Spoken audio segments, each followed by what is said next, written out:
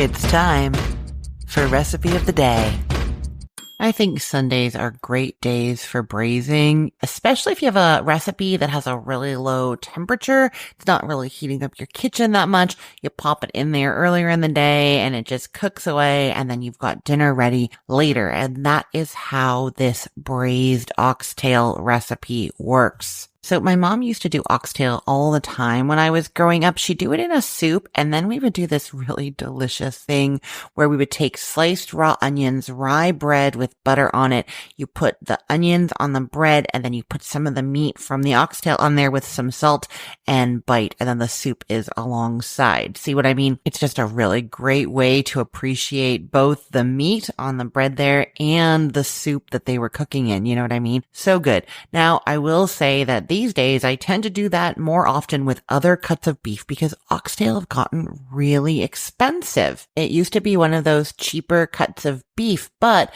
because they're scarcer, they come from the tail of the cattle. There's less per animal, so they're scarcer. They're more in demand. That has made them become higher priced. So I sometimes do this with just like a chuck steak or that kind of thing, but any kind of beef is going to work. And you can do that in my oxtail soup recipe, which is not what I'm talking about today, but I will link to it for you, or for this braised oxtail recipe. When you get your hands on oxtails like these, you want to cook them so that they are fall off the bone, tender, just juicy and rich. This is the recipe for that. So yeah, you want to be cooking these in some kind of braise or moist, slow cooking method because oxtail has a lot of fat and collagen that needs to be slowly broken down, and it moistens all the meat as that's happening, and that's what makes it really delicious. So that is what we're going to do. You're going to start by preheating the oven to 275 degrees Fahrenheit, so it's very low, and you can trim off any of the excess fat from the oxtails if you want.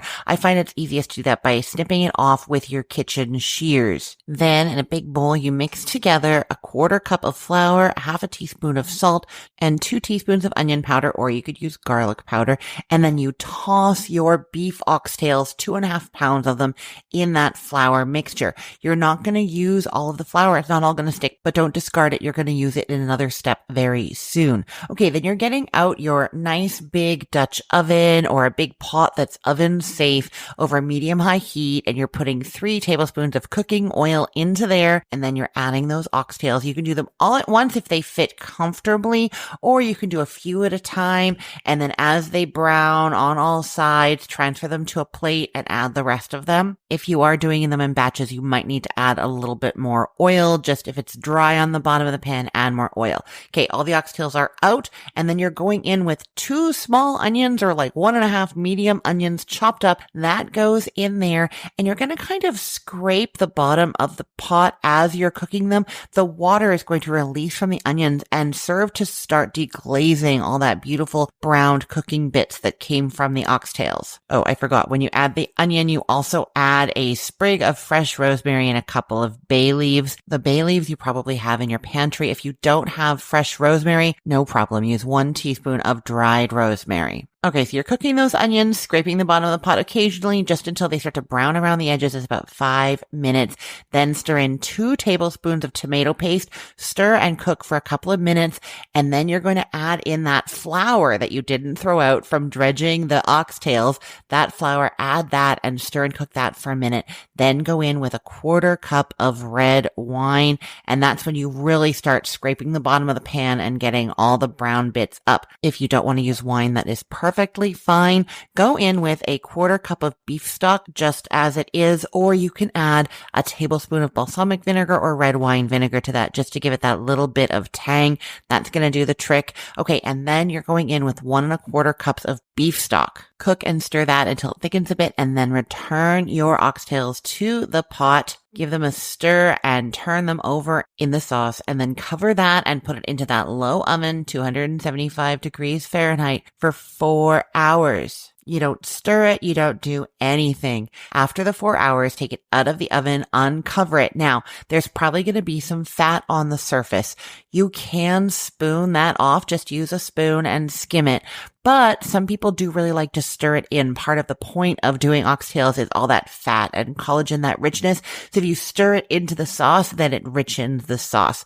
Now, at this point, you can serve it immediately, or you can thicken the sauce a little bit. If you think the sauce is too thin, my favorite way for thickening this sauce is to do a beurre manier. That means kneaded butter. It's kind of like a roux that you add to something at the end instead of at the beginning. So you've probably made a roux before. That's when you melt some butter or oil in a pan, then you add flour to that. It makes kind of a paste, and then you add liquid to that, and the liquid thickens from that flour. What's happening there is that the flour is a thickener, but you can't just add it straight to a liquid because it will clump up. And so the fat helps sort of suspend it in there. So we're going to do the same thing here at the end, but what we do is we use softened butter. So kneaded butter, beurre manier, really means butter that's been kneaded with flour. So you do 4 tablespoons of unsalted softened butter with 4 tablespoons of flour, and you mix it or knead it together, and it forms this soft dough. You can then cover it in plastic wrap or put it in a zip top bag and store it in the refrigerator for up to 5 days. So you could use all of it now or some of it now. And then what you do is to your simmering liquid in that oxtail braised liquid there, you add about a tablespoon of that beurre manier at a time in little clumps and stir, and it's going to thicken right in there and bring a little extra richness as well from the butter. So that is one way you can thicken it. Another way is to make a slurry. If you don't want to add any more fat to this, you could get some flour, 2 tablespoons of flour with a cup of broth or water. I do prefer to use the broth here though, because if you're using water, then you're just diluting the flavor that you built.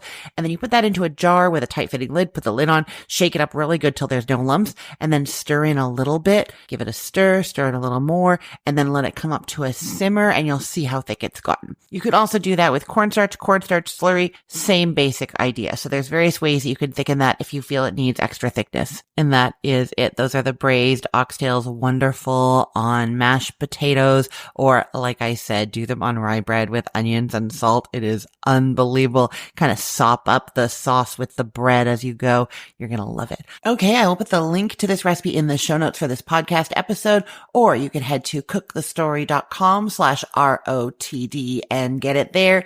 Everything there is arranged by date. So it's helpful to know that today is May 18th of 2025. And if you love my recipes and all of my cooking ideas, make sure you're following me on social media. I'm Cook the Story everywhere that I play out in that world.